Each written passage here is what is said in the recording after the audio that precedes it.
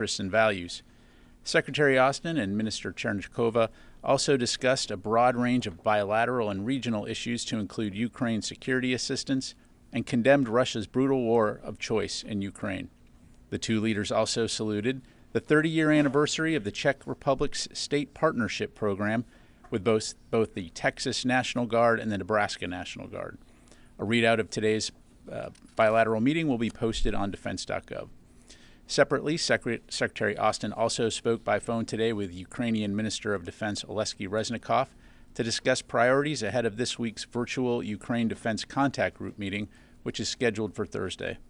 Secretary Austin provided Minister Reznikov with an update of U.S. security assistance efforts, and the minister detailed recent developments on the ground in Ukraine. A full readout of this call will be posted later today on the DoD website. Looking ahead to this Friday, Secretary Austin looks forward to delivering remarks at the U.S. Naval Academy's 2023 commencement. The ceremony will be held at 10 a.m. at the Navy Marine Corps Memorial Stadium, and the Secretary's remarks will be live streamed on defense.gov as well. Shifting gears, Undersecretary of Defense for Policy, Dr. Colin Kahl, is slated to depart for California today, where he'll meet with innovators and chief executives from the private sector, as well as defense personnel from the Navy and the Air Force. His visit will be largely focused on emerging technologies and space capabilities, and how cutting-edge technologies can and should factor into the department's planning and concepts. We'll post a readout of Secretary Kahl's trip to the DoD website at the conclusion of his travel. And in other travel news, Deputy Secretary of Defense Dr. Kathleen Hicks is visiting Joint Base Elmendorf-Richardson in Anchorage, Alaska today to gain a deeper understanding of the quality of life issues facing service members stationed in the Arctic, receive operational updates, and visit the Ted Stevens Center for Arctic Security Studies. Throughout the day, the Deputy Secretary will meet with service members and tour quality of life facilities to include childcare, lodging, healthcare, and fitness facilities to understand how local leaders are addressing service member needs and assess where adjustments to DoD policy might enable further improvements. These quality of life assessments are part of a wider community-based approach to improving mental health and reducing harmful behaviors like suicide. She'll also receive operational updates from 11th Air Force and 11th Airborne Division commanders. Of note, this is the second day of a 2-day visit for the Deputy Secretary to Alaska, and yesterday she visited Eielson Air Force Base and Fort Wainwright. A readout of those visits is available on defense.gov. And finally, on behalf of Secretary Austin, the department is pleased to announce the appointment of Mr. Rexon Ryu as the newest member of the Defense Policy Board, which is designed to provide independent advice and recommendations on matters concerning defense policy to the Secretary. Mr. Ryu is president of the Asia Group, board chair of the Asia Group Foundation, and co-host of the Tea Leaves podcast. He has more than 25 years of experience working in global diplomacy, national policy making, and executive leadership. And with that, I'll be happy to take your questions. We'll go to Associated Press, Lita. Thank you. Two things, Pat. One, Secretary spoke with the Defense Minister today. Can you give us a sense of what the U.S. assessment is of the conditions on the ground in Bakhmut? Just any sense that the U.S. has as to who's in control and how much control Russia actually has of that area. And then secondly, can you provide us at this point any additional details on the F-16 training, et cetera? Is there any assessment yet on where the training would take place?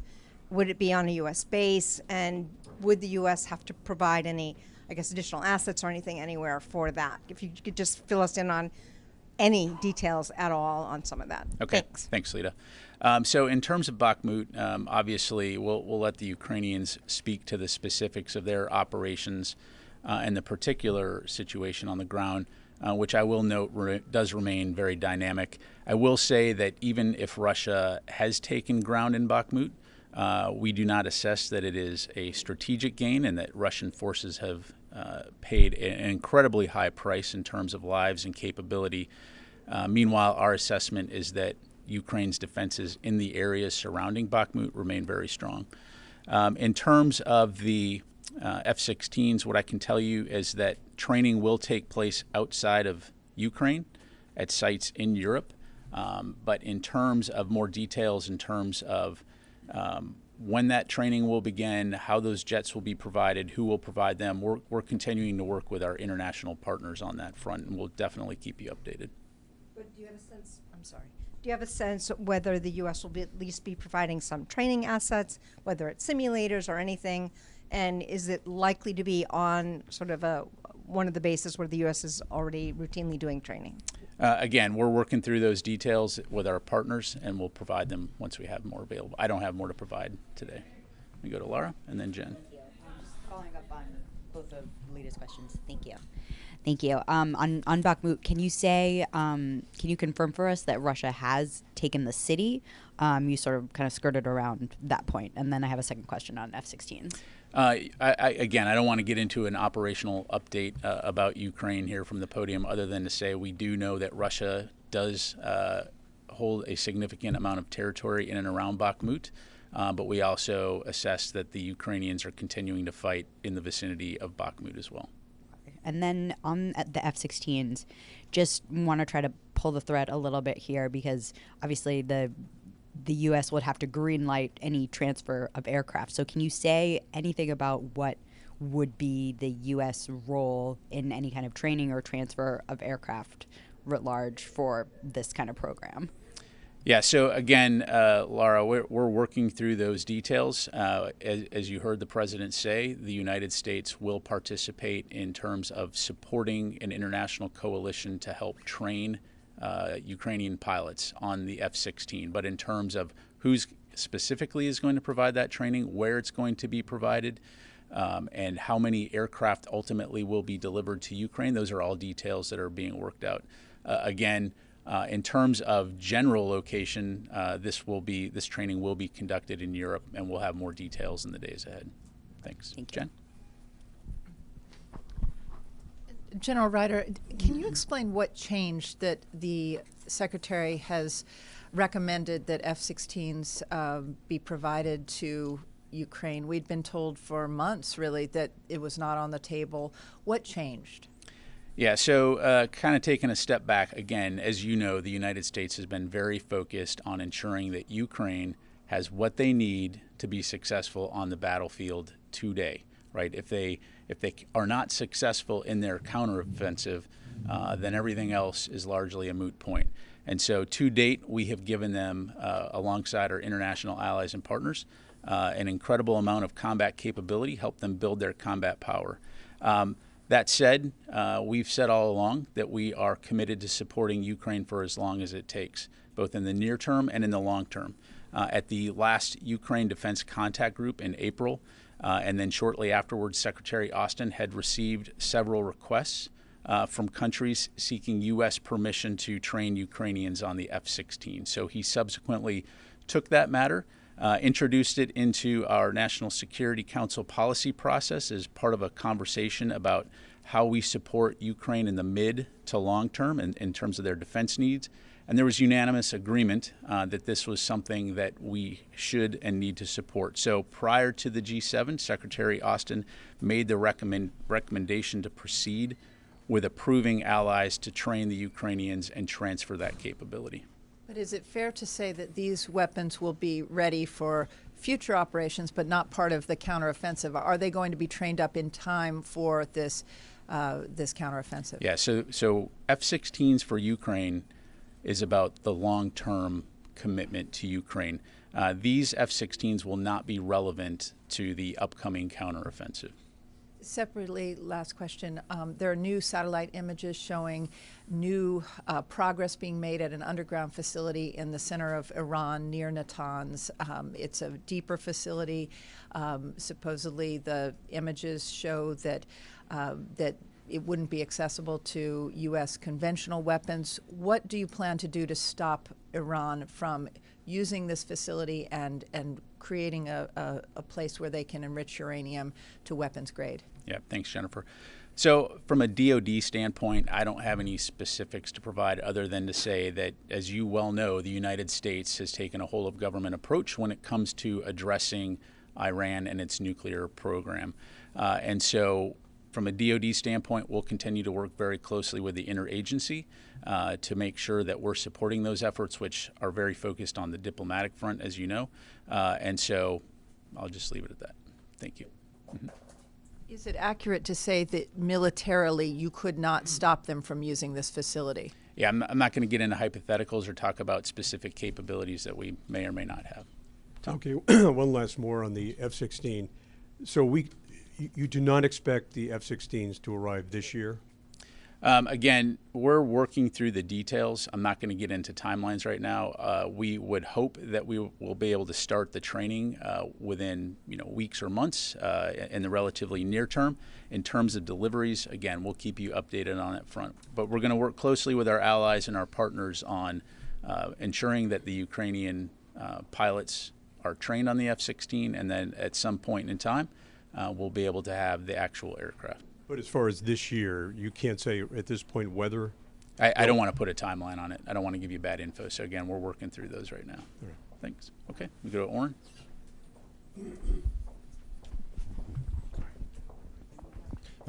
Another F-16 question. The EU's High Representative Joseph Borrell said Ukrainian pilots have started to undergo training on F-16 fighter jets. Can you confirm in several EU countries? Can you confirm that? And is the U.S. part of whatever training that form is taking right now? So I did see the press reports. I also saw a press report that I believe and I'd refer you to Poland, but they essentially came out and confirmed that no training has begun. And to that point, I'm not aware of any training that has begun at this point in time. So again, we're working through those details. Thank you. You go back here to Tom and then Fadi.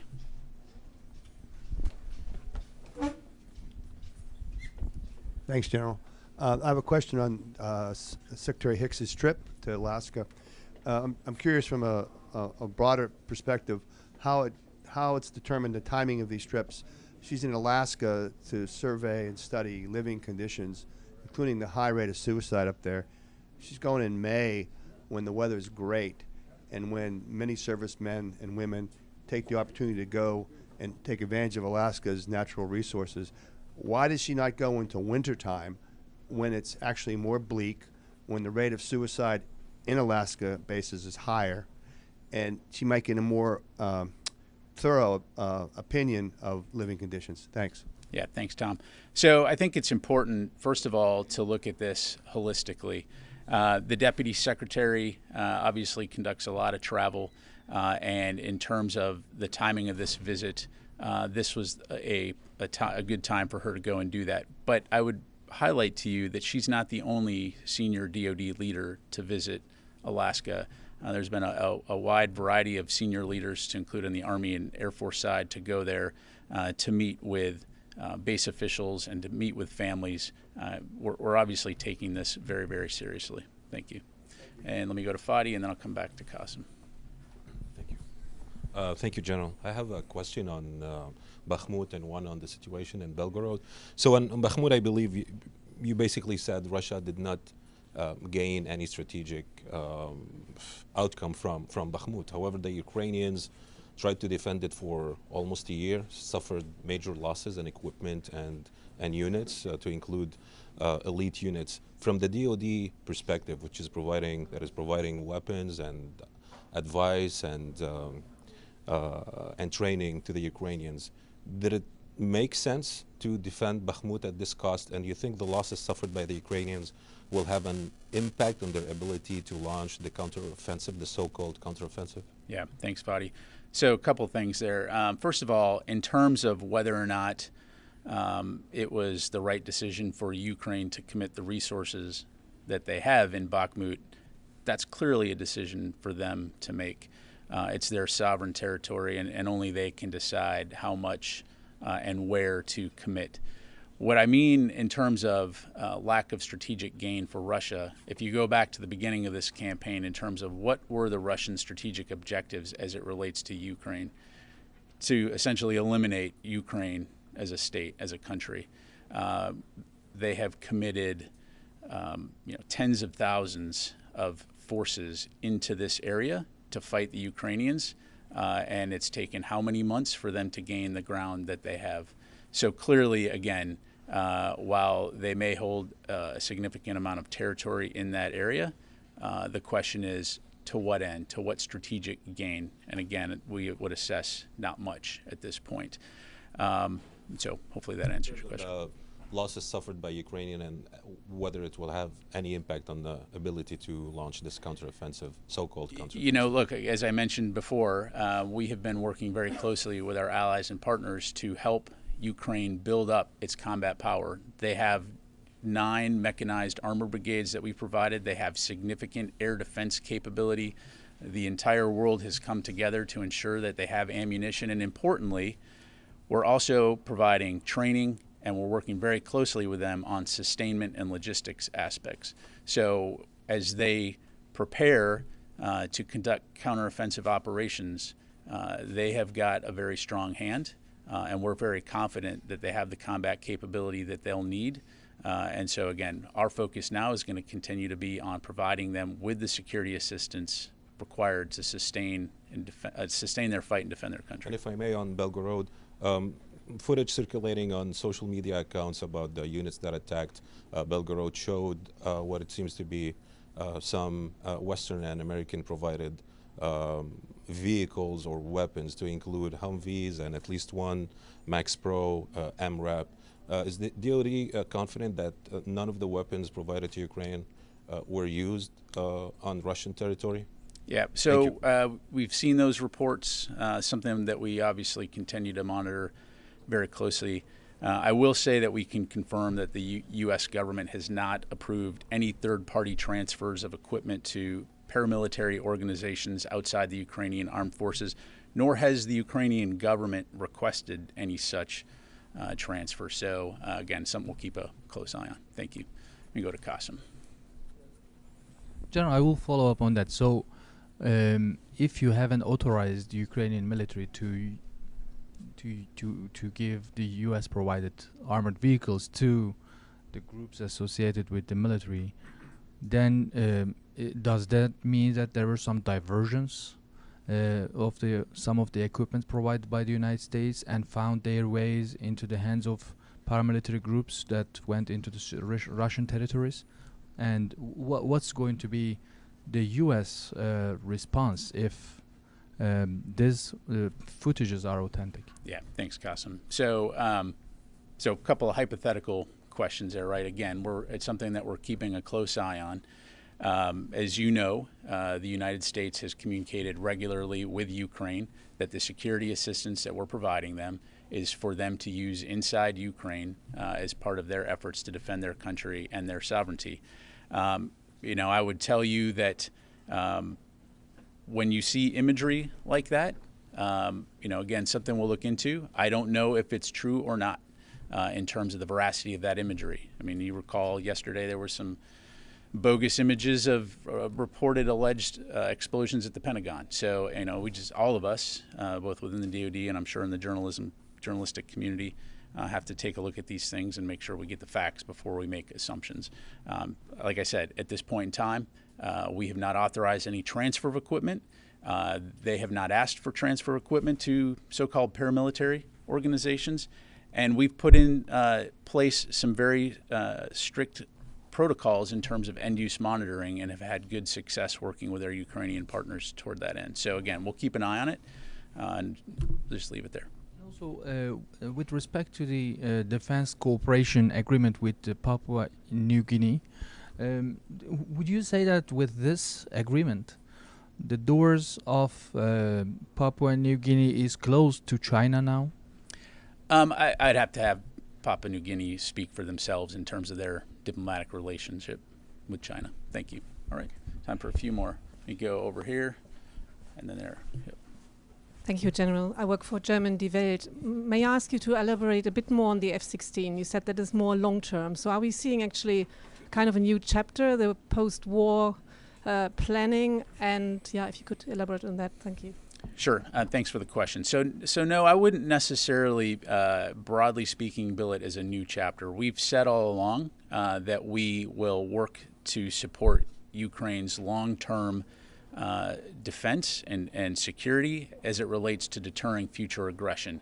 Clearly, the fight right now is to ensure that they are able to successfully defend themselves while at the same time taking back sovereign territory. But we look forward to a long-term relationship with Ukraine in terms of their security assistance needs. And again, with the idea here that they can secure their hard-won gains and deter future aggression by Russia. Thank you. Yes, sir. The contract's been awarded yet for the commercial satellite imagery services that were part of the latest USAI package? And if not, what's the holdup there? That seems like a pretty straightforward procurement compared to some of the other stuff that's been in these USAI packages. Yeah, thanks, John. I don't have any updates to provide on that front. We'll look into that and come back to you. Thanks. And let me just go to this gentleman right here. Thank you, General. So, different topic about the G7. The G7 leaders agreed to reduce nuclear weapons, but in light of recent international situation, the nuclear weapons have become essential for defense. So, how will the U.S. keep this balance? I'm sorry, can you say that last part? How will we keep what? Yeah, how to keep the balance of the... Keep the balance? Yeah. So, really, you know, from a Department of Defense standpoint, I'll defer to State Department and to the White House to talk about broad U.S. nuclear policy. From a DoD standpoint, clearly nuclear weapons are an important deterrent capability, and we obviously maintain 3 legs of a triad. But in terms of how we balance, I think part of that is continuing to be very responsible in our management of our nuclear capabilities, making sure that we remain transparent in terms of what our policies are when it comes to the use of nuclear weapons, and also keeping channels of communication open with our partners and adversaries around the world, and something that we've worked very hard. And I think our record speaks for itself. Thank you. All right, let me go to Moshe, and then we'll go all the way in the back there. Reports that the Russian Defense Ministry is claiming that it intercepted 2 B-1 bombers over the Baltic Sea. I'm just wondering if you can confirm that or have any other information on that. So we do have 2 B-1 bombers that are part of a bomber task force, which of course is a Air Force Global Strike Command formation that we fly regularly around the world in various countries. This is a long-planned exercise in Europe. And my understanding is that it was a safe and professional interaction with Russian aircraft, so nothing significant to report on that front. Thank you. Yes, sir. I have a question about the real-time North Korean missile warning information sharing among the United States, South Korea, and Japan. So can you tell me any specific implementation plan how to share the information with among the 3 countries? Yeah, I don't have anything specific to share from the podium here, other than to say, as you highlight, we do have longstanding agreements to work with our partners and allies in the region to share information, particularly as it relates to our mutual defense. But for specifics, I'd refer you to USFK. Thank you. So do you have any indication that North Korea is preparing satellite launch? I don't have any information to provide on that. Thank you very much. We go here, and then we'll go back here. And then I'll come to this side of the room. Sorry, guys. Thanks, General. Is Secretary Austin still confident in the civilian harm mitigation efforts he's put in place, considering the May 3rd strike? Absolutely. And I think it's important here, again, to look at this big picture. So in terms of CENTCOM's strike, as you know, they conducted that strike on the 3rd of May. They are investigating the allegations of civilian casualties. So I think our record speaks for itself in terms of how seriously we take these. Very few countries around the world do that. The Secretary has complete confidence that we will continue to abide by the policies that we put into place. Thank you. All right, let me go to Rachel, and then I'll come back here to you. We good? No, you're good. Hi, Rachel Cohen, Military Times. Give us an idea of what to expect from the upcoming contact group. Are there any particular areas of security assistance that he plans to focus on? And now that the gears are starting to turn on F-16s, what are you hearing from the partners and allies about what's the next hard thing or insurmountable thing on the wish list to work through? Sure. So at this contact group, like the others, it will all start with Ukraine providing an overview of the current security situation there and what their most urgent needs are. And so I would expect that ground-based air defense will continue to be a topic of priority discussion, as will ammunition, to ensure again that they can sustain the fight. And then there will also be a discussion about F-16 training. Thank you. Okay, go to Carla, and then I'll come right to you. Thanks. Just to quickly follow up on the B-1 bombers, what aircraft intercepted them? Can you give us more specifics on where this was? You know, how many, what type? Yeah, I'll have to refer you to UCOM on that, Carla. I don't have that in front of me. Okay, thanks. Yep. Okay, yes, sir. Thank you, General. Constantine, military.com. Last week, the Navy released 2 reports into suicides at 2 of their commands. The details of the reports are pretty damning. One of them included the fact that the Navy has failed its own internal audit in terms of suicide prevention, especially given the Deputy Secretary's trip to Alaska, which suicide prevention is one of the aspects there. Does the Secretary have any concerns with the Navy's ability to protect its service members from suicide? Yeah, I think the Secretary is very confident that Navy leadership are taking this issue seriously, as are all the service leaders. This is something that he talks about with them regularly. For example, we just recently had a commanders conference, and this was a significant topic of discussion in terms of recognizing